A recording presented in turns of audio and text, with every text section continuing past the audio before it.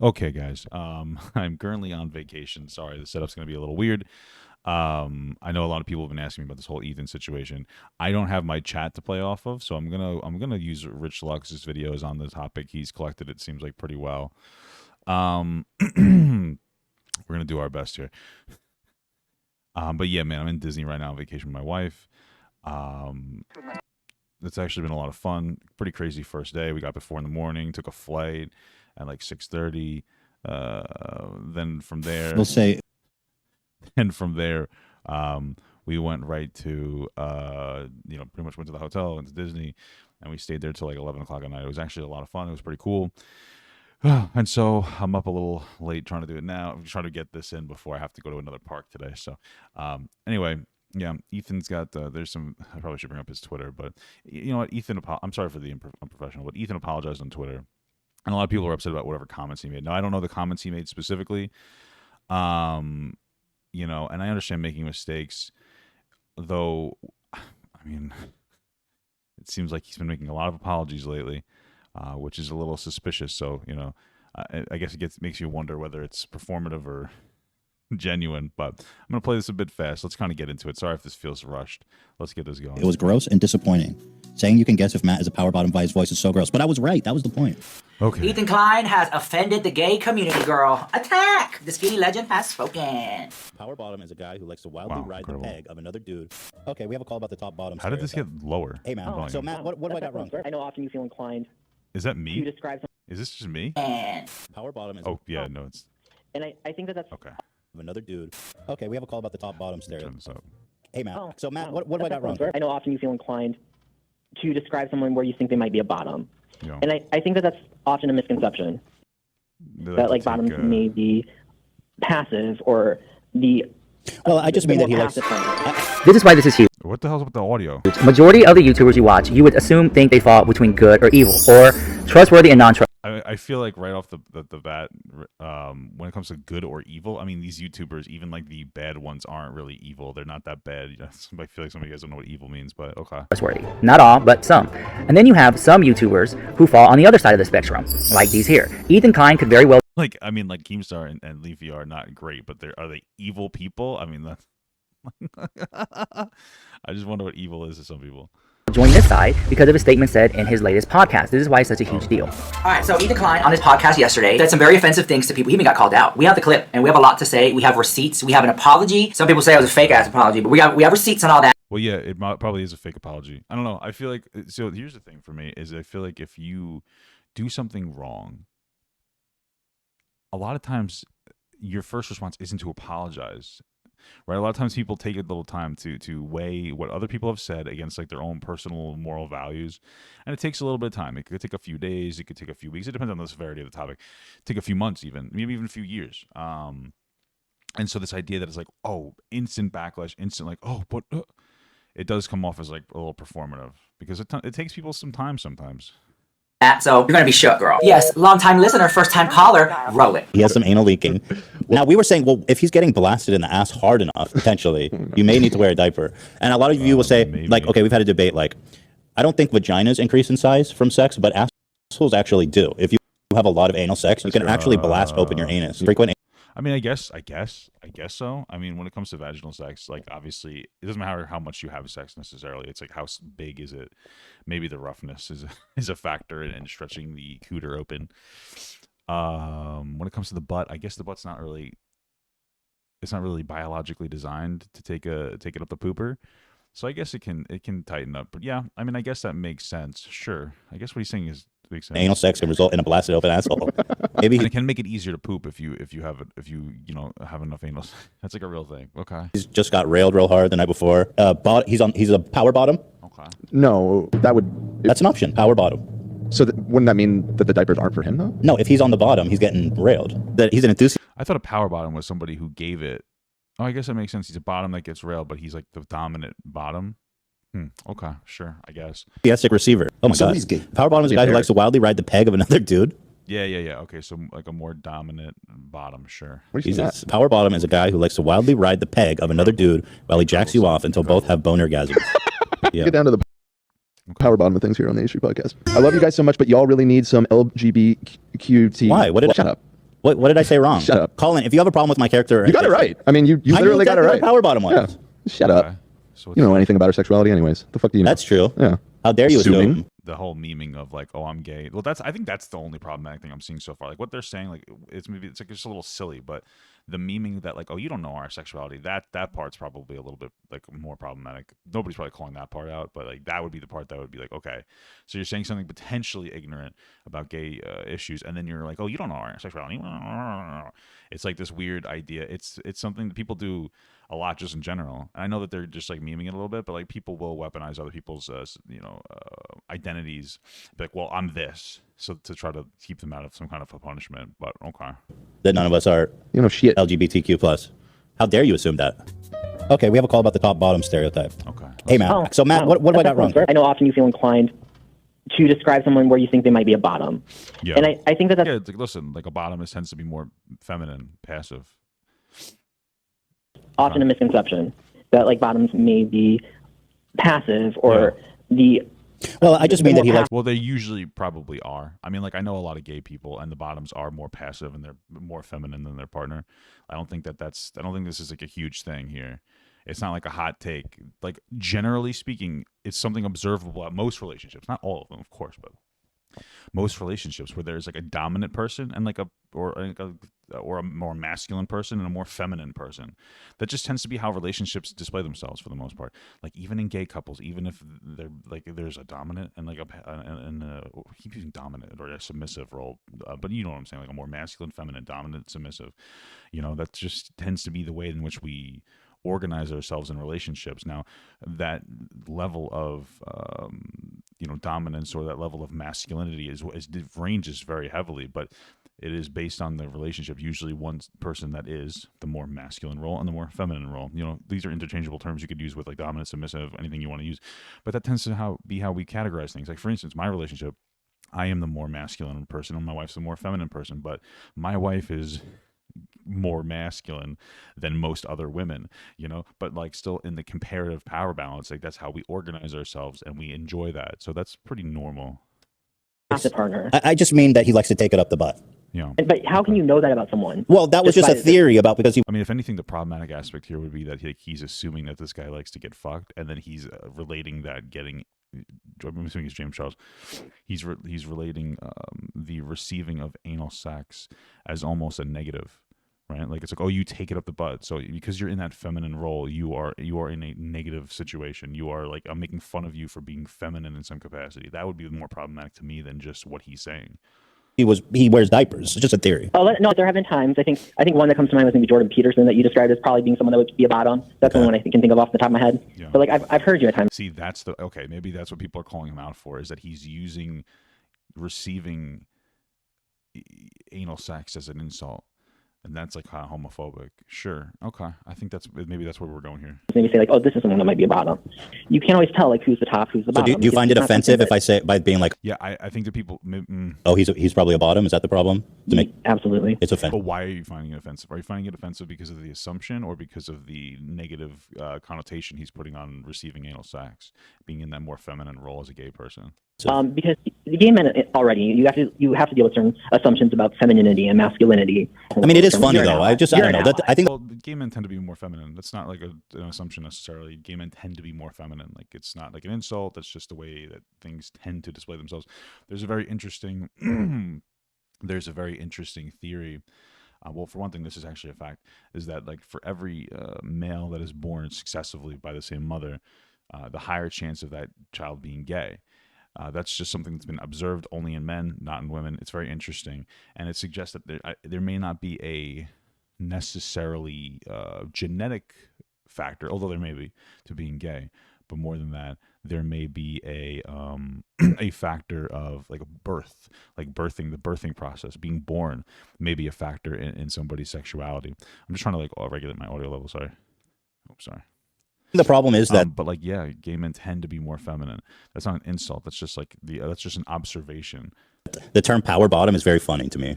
Sometimes, these alpha men give power bottom vibes. I think maybe the joke is the dichotomy of like they're. Okay, I see what Ethan's saying. He's saying it seems like he's coming more from a place of like men who try to claim that there are these absolute men that they look down at weaker men. They are the weaker men, and so that's an insult to them specifically. I guess that's his argument there. I guess their persona of ultra masculinity, but then like the joke being that they're a power bottom. I think the ascription of like throwing out that someone is just a bottom, like because it just ascribing certain roles to people. Like, yeah, that's all I'm asking for is just be a little more conscious of it.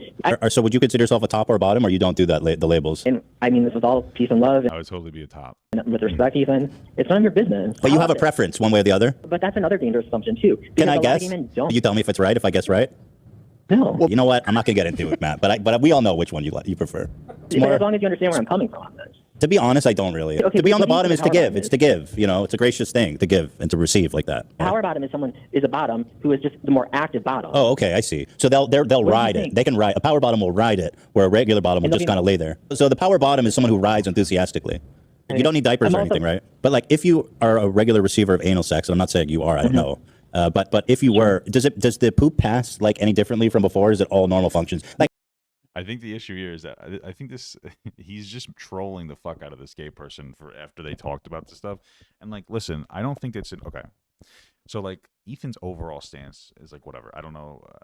I guess I can see where people would say it's problematic.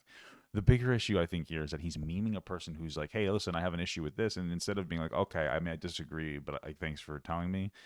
He's sitting there and he's like just kind of like memeing, like, oh, do you like it up the ass? Oh, are you a power bottom? And he's like kind of joking. He probably should just ended the segment after that, like little bit. I get it doesn't leak out, but I wonder if it just comes out a little different. If you're on the bottom, it doesn't mean you're like a beta. You could be alpha and also still be on the bottom. Yeah, sure. Especially if you're a power bottom. But like theoretically, Jordan Peterson, if he was a power bottom, he could still be alpha because he rides it with gusto. He's riding in a vengeful way, so yes, I think that'd be alpha. Yeah. Wow, people are saying I'm Bruno of the gay community. I think we need an alpha bottom. I think we need more distinction. They're really giving this a lot of attention. We need alpha bottom and beta bottoms. More distinctions. So who is gay? Does that make you gay? Does it make you gay? Apologies to whatever his name was. Apparently I was homophobic to him. But whatever. What can you do? Yeah, see, like right there, like that kind of shows, like, okay, does he actually say apologies? So the person, I'm assuming that's the person that they had on. They were like, oh, are you apology? Oh, but apparently I was being homophobic to them. Sorry. But what does it mean to you to say sorry in this aspect? You don't even believe you were being homophobic. Again, the issue wasn't even his contestment to what the guy was saying, because the only way you learn is through asking questions like that. But it was just like the memeing and trolling the guy that was like offended. And just because you're offended doesn't mean that you're rationally defended. You know what I mean? Offended, but still, you could have been respectful and you didn't have to go and meme the fuck out of the guy. People say it was gross and disappointing. Saying you can guess if Matt is a power bottom by his voice is so gross. But I was right. That was the point. Wasn't I? He admitted. Yeah, of course you were right. So what are you apologizing honestly, for if you don't believe so the story? over these fucking people. Shut the fuck up. Shut up!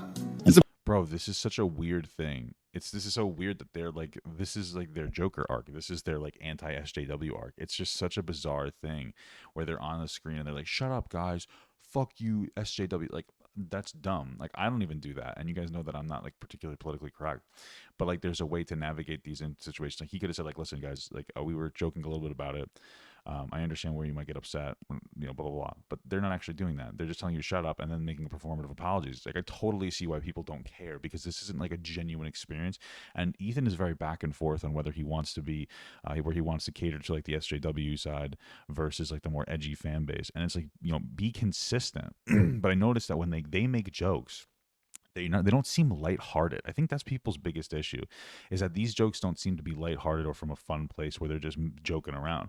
They seem to like really be very, I don't know, like it's a different bit of energy, because you guys know I make edgy jokes all the time on my stream.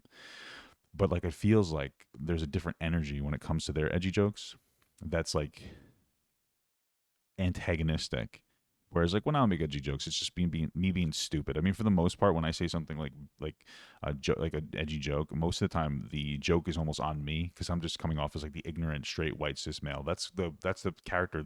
It's not a character, but that's like the fun I like to have. I like to just be kind of stupid, right? When I have like make jokes and we have like fun, because like that's kind of who I am a little bit. I'm a little bit of like the ignorant, I'm the ignorant uncle that means well. That's you know what I mean. So I play into that a little bit when I make jokes. But Ethan, it's a little bit different. Like the energy is just very different here. I could see why people would get very offended by this. It's a fucking entertaining show. Shut the fuck up. Someone says, I don't know what's up. So disappointing. Someone said, grow up. Jesus fucking Christ. Dan. I don't know what's up with Ethan today, but something's off. Bad vibes this episode. Shut the fuck up. Unsubscribe. Go away. Wow, incredible. I mean, that's one thing for Ethan to say that, but for what that's Dan, right? For Dan to say that this is Ethan's show. Jesus Christ. Someone said, it sometimes feels like Ethan thinks LGBTQ plus people are I don't know why Ethan's not monitoring him. Maybe it's because it's cut like that. Why not be like, hey, chill out? exotic or something. That's a problem too. Maybe with this Rich cut this out. It doesn't seem like it because Ethan isn't even like going like, hey, chill. The other guy did. AB, is that his name? But Ethan should be like, yo, just chill the fuck out. People are just expressing themselves, like whatever. But then instead, Dan's going off, and Ethan doesn't seem to be stopping him, which is like another problem because they're not even listening to the backlash. It's super uncomfy. Yeah, I think y'all need to fucking. Do you think it's hard for a straight person to understand He agrees with Dan. how it feels to always have people define you by how you prefer sex? Is that a valid criticism? No, I'm so fucking frustrated with these people. So wait, Shut the what was fuck I? Where up. did I even? Do you think some of y'all are way too fucking sensitive for the show? You know what's interesting? Maybe part of this comes from the over-sexualization of gay people.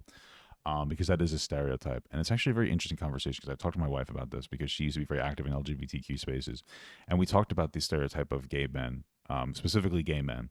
And we talked about why it existed. And we talked about like when in relation to gay pride parades, because it is something very frustrating that gay pride parades, what they should be about is celebrating LGBTQ heroes.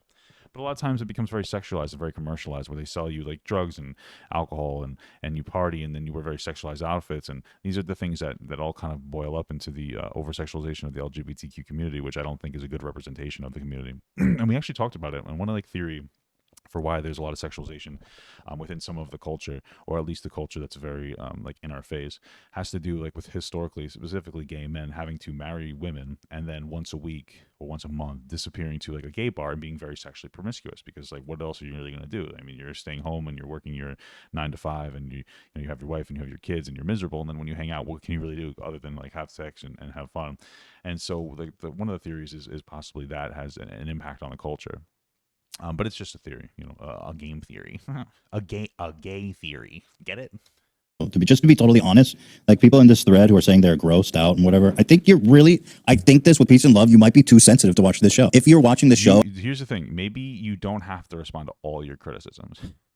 Like this is a problem. If you're going to do a thing, maybe sometimes you just do the thing and then you just move on.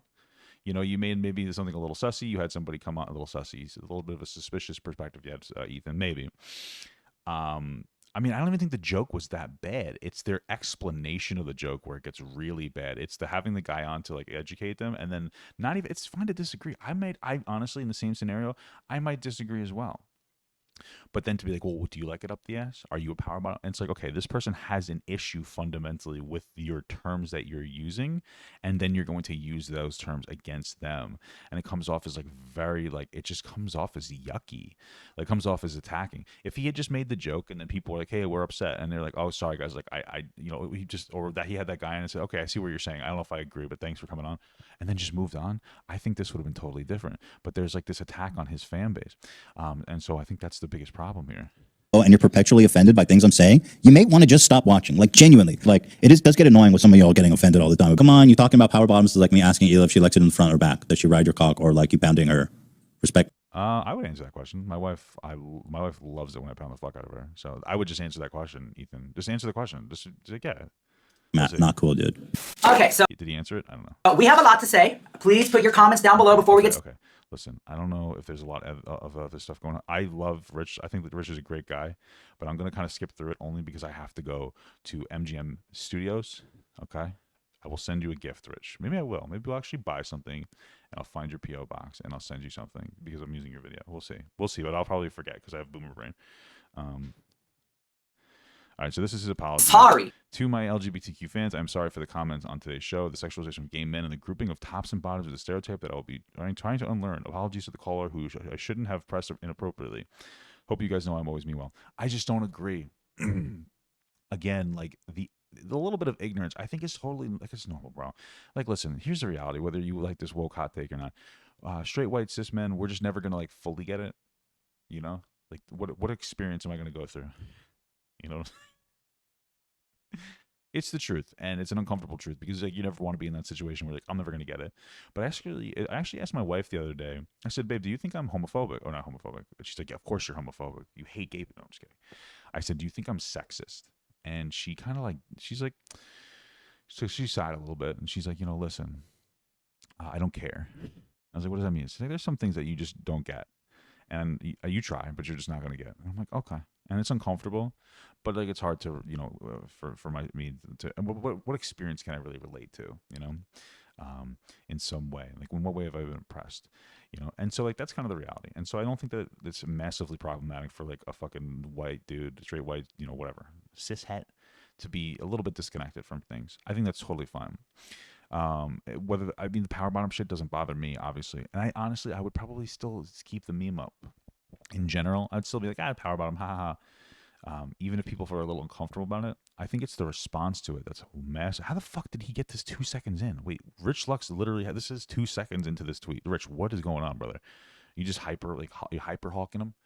Okay, anyway, it's the negative response to the person that was like trying to have a conversation with them, and it's the negative response to their audience for being upset with them, especially after they just basically shit on this guy that was like, hey, I'm offended because of this, and you were like, okay, I hear what you're saying, but you know what, I don't really agree, but thank you for calling, and then move on. But instead they decided to go on like a whole rant saying not just offending it, but then shitting on their audience that was that was in like disagreement of him.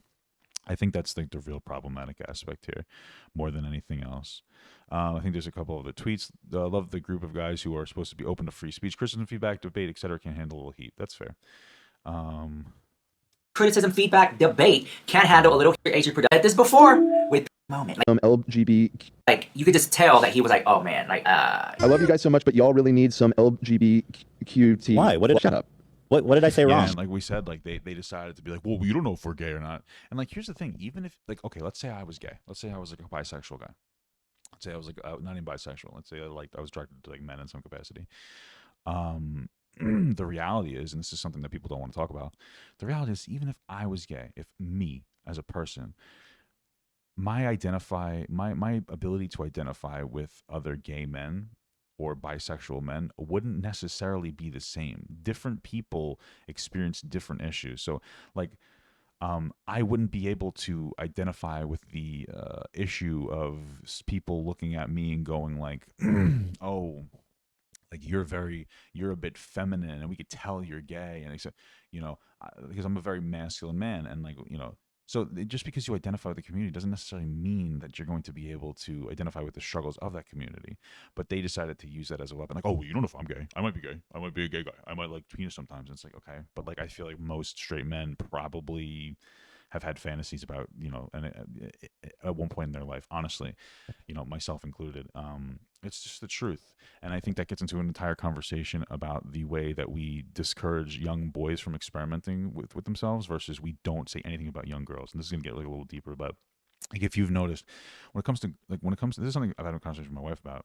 It's very common for young girls to like get together and experimenting when they're like younger, like in their youngy age, like gross ages, like very suspicious, like, they're 8s, they're 10s, they're 12s, for them to get together and kind of experiment. They're friends. It's like very normal. And we just don't talk about it. And we don't even know about it. I didn't know about it. It made me uncomfortable, but that's just like a normal experience for young girls to do. Young men, though, have a similar feeling, but it's repressed by society. So society's like, you cannot do this because being a feminine man is bad. Being a gay man is feminine. So you experimenting with your friends is like a bad thing to do. And I know a lot of people are probably uncomfortable about that, but like I would say like there's a reasonable amount of like men, young boys who experiment with their friends and then they're like shunned for like, don't do that. And so I would say that that experimentation process being withheld to an extent, it's probably like, I don't think it's unreasonable for a dude to be attracted to like another like a dude in some capacity sometimes, not like a huge thing, but it's like the behavior is heavily socialized out of men, where it's not social, it's not even talked to about women. And that's what we have. I think that's one of the reasons why we have this stereotype that women, like it's very normal for a woman to want to fuck another woman, but we don't have that with a man. And part of that might be like a domineering, masculine, like alpha male Chad mentality as well, as to why like you wouldn't be super into an experience of two men. I don't really know, but I think that might be where some of this comes from. So then being like, well, you don't know if I kind of like penis. It's like, okay, but like, does that mean that you're bisexual? Really? Like really based on the classification? Does it, maybe you're, what is it called?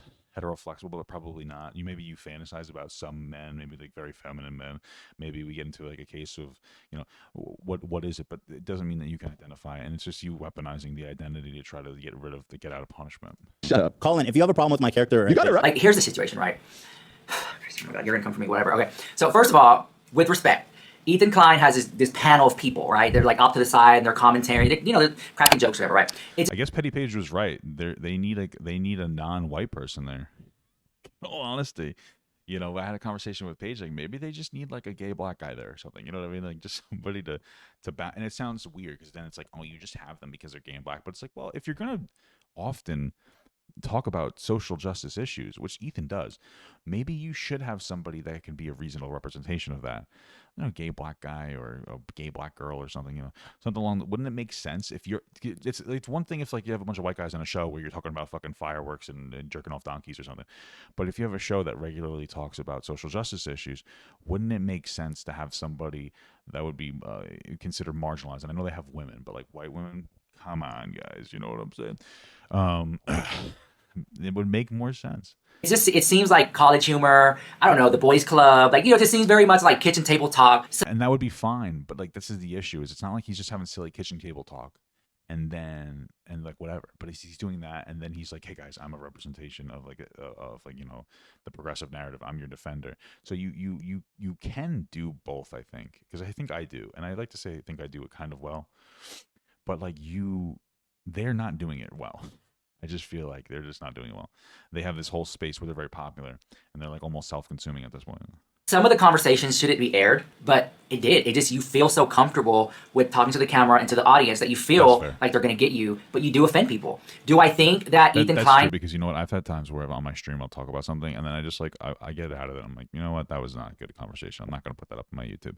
You know what I mean? Like sometimes you when you're on a podcast, you're just kind of like yourself, and sometimes you lose yourself, and I don't think that's a huge issue necessarily, because I'll use my stream to vent, and there's times where I get like really heated, but like I don't put it up there because I'm like, this is a bad representation of me, but it can be a very cathartic experience. And like your really close fans who watch are like, oh great, but they put up pretty much everything that's on that thing, and they also pre-plan a lot of that to have the conversation.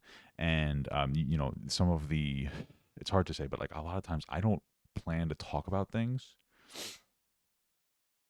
I don't know, but you know what? It's hard to express. But or maybe I'll see a topic and I'm like, okay, I'm going to explore my feelings on it on stream, which is what I do. And so like it's very genuine and it's like very raw, and it can be like ignorant because you haven't even thought about it or explored it before.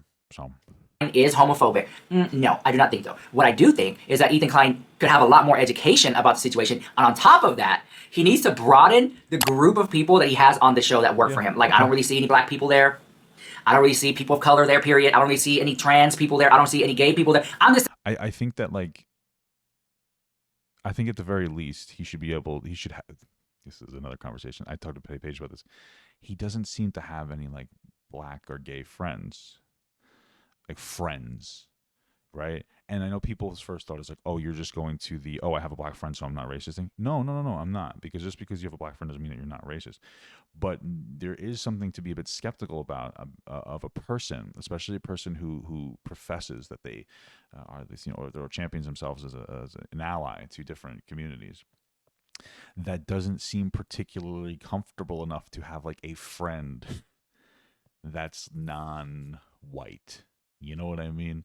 It's almost like, well, why? You know what I mean? Like, why are you uncomfortable? And I like to think I have some friends, and it doesn't mean I'm not racist. I mean, of course, or bigoted. I try my best. But like my wife's my friend. She's a girl. Petty Page, I think I consider us friends. We had an incredible conversation. I have a buddy, Acrello. Like I try to surround myself with people. And I think that's what it is. It's not even like I surround myself with people and like, oh, I need a black person. It's like I just happen to make friends with people of like, and I have like white friends too, of course. Like I have like Not Clay, and then there's like Curly Daddy. These are creators. I don't really have like a lot of personal like in-person friends. I'm like upset. My wife and I have like attachment issues. So it's more of like a work friends type of a scenario. But there's something interesting. There's a difference between like creating a person of color friend as a token friend versus so that you can look woke versus just naturally getting friends with people of color, or people that maybe are disaligned with who you disalign with your identity. Like if you're a white guy, friends with like a black girl. You know what I'm saying? And so it doesn't really seem like he's really made a lot of friends that are not white. And like it's like, okay, why? What's your experience that's making you feel that way? And I think that's I think that's a reasonable question. I also hope my audio levels aren't all over the place. Sorry, again, I'm on vacation. To me, this seems like a bunch of white people sitting around shooting this shit. You know what I'm saying? Like, that's just how I see it, right? And maybe that's his audience, but it's like, if you're going to be talking about interesting topics, it's great to have some people who maybe can speak on that. That way, Ethan Klein can say, well, I don't know much about that. What do you think about that? Are you part of that community? Again, though, it's like it's also one of those things where like somebody came on to say something to him and he just shit on them. It's not even that he disagreed; he just shit on that person. So now here we have Ethan Klein has offended the LGBTQ plus community, one of the most vicious communities on YouTube. So, bro, that is true. Gay people are fucking obnoxious. I'm just kidding. No, but it's the LGBT, like the leftist LGBTQ community. Like that's any leftist community can be very like toxic. That's the theory on why Destiny got banned. But I wouldn't even really say that. I wouldn't even call like Rich part of that community, like that, like toxic leftist. I think he's just part of like the makeup, and I guess the gay makeup community. I don't know if that's a community. I think I think there's a literal gay makeup community. I feel like that's what it is. The makeup community is just gay and women, okay? Because men can't do makeup. Like, well, men can because Rich does, but you know what I mean. Like me, I can't do makeup. What the hell's the matter with me? I actually don't need to. That's why I grow the beards, because this way I don't have to do makeup. Isn't that smart? See, where am I gonna put it? it's a very interesting thing, because it's very long, and I'm gonna admit I haven't watched the entire thing. I mean, girl, I post 2 videos a day, make love. No, I understand. I think from what we've seen on that's pretty good. I think that like that was very well informed. I appreciate Rich putting that stuff together, though. I might watch the full podcast when I get back. Again, I don't have the time, and I really have to go. I think we got a pretty good amount of information from this. Yeah, man, let me just end something. Is that like Ethan seems to regularly engage in these scenarios where he makes himself look really bad. And it's not because he's speaking ignorantly on a topic. It's because when he's corrected, rather than respectfully disagreeing, he disrespectfully disagrees with people. There's a respect factor that doesn't seem to exist with Ethan, when it's like, okay, I said something. And it's like every other day is a flip-flop between being like super offended by something versus like not. There's a level of inconsistency. So that's a huge problem as well. If you're somebody who wants to, no offense, but if you're gonna have a meltdown over Jordan Peterson, because I remember that scenario where Jordan Peterson was like, oh, I don't like this new law that Canada passed, basically, I'm paraphrasing, about conversion therapy. And Ethan's like, oh, you must like conversion therapy. And it's like, well, a lot of people are like, no, listen, if you know Jordan Peterson, his perspective was more like it makes it difficult for doctors to correctly diagnose people. And he should be having at least enough good faith to not make the worst faith assumption. And a lot of people shit on him for that, because I understand Jordan Peterson. I don't agree with everything he says, but I understand he's coming from a more analytical mind. And I also have talked to this wonderful person. I should see if I can get them back on again. It was somebody who specialized. They were like they were a mental health professional, a therapist for people that had gender dysphoria, and people who were exploring that concept. And the law, I think, included something along the lines of like, you can't suggest that they're not trans. You have to always lean into it, or they don't have gender dysphoria. And that makes it difficult, because some treatment methods, even for somebody with gender dysphoria, they might be like assigned female birth, and then be trans, they have gender dysphoria, but they're specifically their best treatment method might be to still identify as a woman and then deal with their gender dysphoria in a different way. There are some people who come in that are just very confused, and they need the proper guidance. And like, this is a conversation about detransitioners, but like sometimes people are misdiagnosed. And I have a friend, a detransitioner, and she went in and like she was like, I think I have gender dysphoria. They diagnosed her and started her social transition, and then she started hormone transitions to being a man. And then she realized that wasn't her. And it's like, if we can't have the right conversations here, then like you're not going to properly diagnose and help people and treat people. Now, does that mean that doctors are always perfect? No, of course not. Some of them have their own biases and might try to lean away from gender affirming care. But like the best way to deal with that was, from Jordan Peterson's perspective, and I think I tend to agree, wasn't to pass like that bill, because it wasn't just conversion therapy, wasn't just like shocking people. It was like, hey, maybe you're not gay. That's my understanding of his interpretation of it. Now, maybe I'm pretty sure he was reasonably interpretation of that. Maybe he wasn't. Maybe that's the criticism. But, Ethan, obviously, like I would say, to be honest with you, virtue signaled about that. And then what happens next? Oh, well, somebody makes a joke. And all of a sudden, it seems like his morals have shifted. Even with the Will Smith thing, like, I agree with his stance, but it seems like his morals have, like, shifted. It seems like he has a response first based on his feelings, and then he tries to logically string it second. And I think that's the problem with Ethan, is like, you don't see a strong moral foundation. So when he has an interaction, the way that interactions are supposed to work, and I think it will work for most people, is there's a specific situation that happens in your life, and then you use your moral code to create an answer. With Ethan, it doesn't seem that way. What it seems like more is that a situation happens, and he takes his moral code versus the way that he thinks his audience is going to interpret something, and then he makes a decision based on that, and then he tries to string back his code, his moral code, through that. And I think that's the thing that people are getting very frustrated with Ethan about. So anyway, guys, thanks for watching. Poggers. Thank you so much for watching, guys, and another special shout out to all my Patreon and Twitch subs. If you'd like to support this channel further than you already have by just watching the video alone, go down to the links below where you can sub on my Patreon, which will allow you to get your name on this beautiful black wall. Or you can go to the Twitch page and you can actually use a free Amazon Prime sub, if you have Amazon Prime, to subscribe. Thank you very much, guys. Take care.